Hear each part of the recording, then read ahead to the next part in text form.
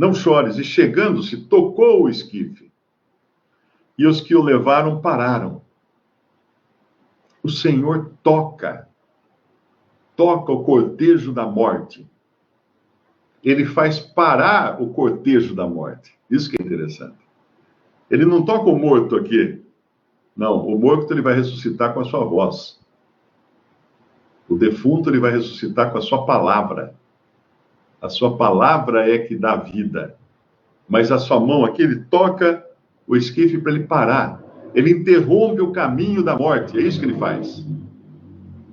E o Senhor continua interrompendo o caminho da morte todos os dias hoje. Quando uma pessoa crê nele como Senhor Jesus, como Salvador, como aquele que foi na cruz levar os nossos pecados, o que diz? E todo aquele que crê em mim não verá a morte, não morrerá.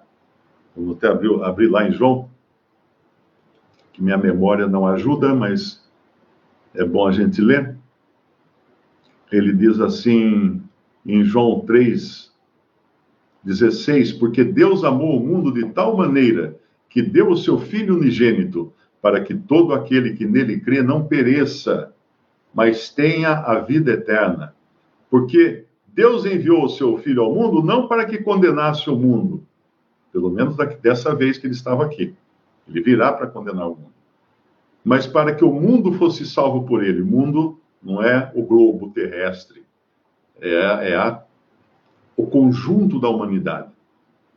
Quem crê nele não é condenado, mas quem não crê já está condenado, porquanto não crê no nome do unigênito Filho de Deus. E a condenação é esta, que a luz veio ao mundo, e os homens amaram mais as trevas do que a luz, porque as suas obras eram más.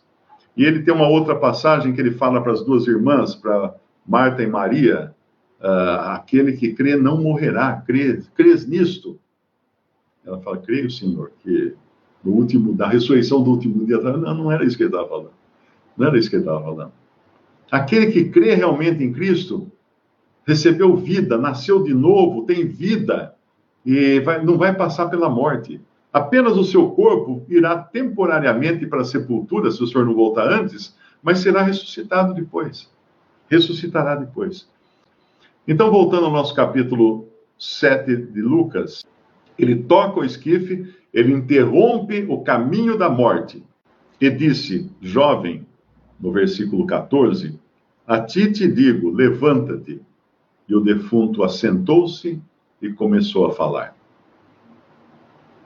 E entregou a sua mãe. E de todos se apoderou o temor e glorificavam a Deus, dizendo, um grande profeta se levantou entre nós, e Deus visitou o seu povo.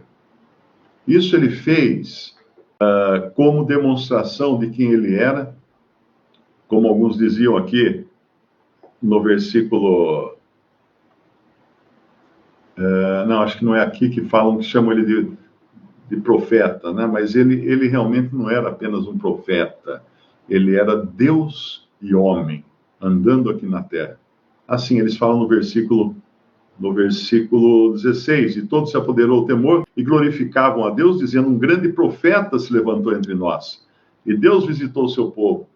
Eles não estavam falando corretamente, na realidade não era um grande profeta que se tinha levantado entre eles, mas era o próprio Deus que estava visitando, o Filho de Deus, que tinha visitado o mundo em corpo humano, em um corpo de carne e ossos, como nós vemos que aconteceu.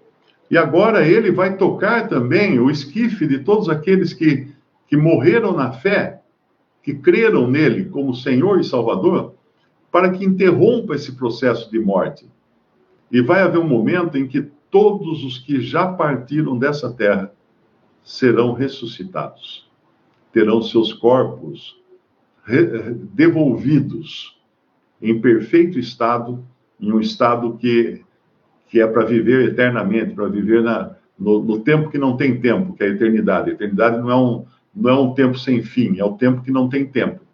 Isso é a eternidade, o estado eterno. Às vezes algumas pessoas me perguntam, eu recebo, interessante, gente, é interessante que no mundo cristianizado ainda tem gente que não entendeu o que é a ressurreição. Muita gente não sabe o que é ressurreição. E eu acho que isso vem de influências espíritas. Que o espírita que acha que ele só morre e fica aquele fantasma, né, vagando por aí, lá aquele ectoplasma que eles chamam, né, que às vezes aquelas fotografias forjadas que tiravam no século XIX, lá nas sessões espíritas, que aparecia um vulto assim, ó. Os caras ainda não tinham Photoshop na época, né? Então levava na conversa todo mundo com aqueles truques fotográficos de aparecer uma sombra. Assim, eu já tirei foto de mim em que apareceu outra pessoa junto comigo, mas na verdade o filme encavalou, né? O filme da máquina tinha encavalado e a foto se sobrepôs. Então, vai haver ressurreição, sim, de carne e ossos. Como as pessoas me perguntam, Mário, se uma pessoa que crê em Jesus já está com ele no céu, morreu e já foi para o céu, para que ressuscitar?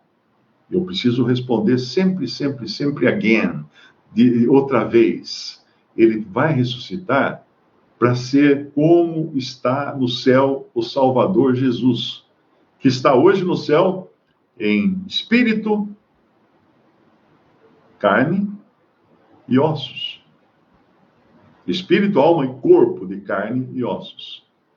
Quando o Senhor aparece para os seus discípulos, e eles tomam um susto, falam assim, não, é um espírito. Né? Quando ele está andando sobre as águas, lá, eles falam assim, não, é um espírito. Ele fala, não sou espírito. E quando ele aparece ressuscitado para os seus discípulos, eles falam, vejam que eu não sou um espírito, eu não sou assombração, eu não sou uma alma penada.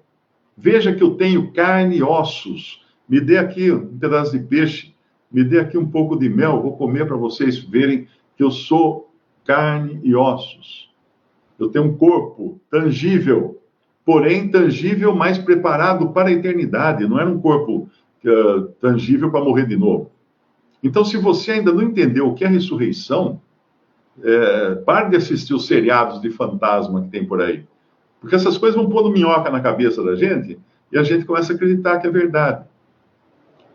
Vai haver a ressurreição. Essa ressurreição que acontece aqui desse jovem ainda não é a ressurreição final que acontecerá depois. Isso aqui era, como eu falei, o spoiler do que virá depois. Uma prévia, uma amostra grátis do que acontecerá depois. Porque haverá ainda a ressurreição. Porque essa ressurreição, esse jovem, certamente ele cresceu, ajudou sua mãe, sustentou sua mãe, né? Provavelmente casou-se, teve filhos, mas ele morreu. Nós não vamos encontrar, não saia na rua procurando. Alguém viu aí o jovem que estava indo para o cemitério e foi ressuscitado?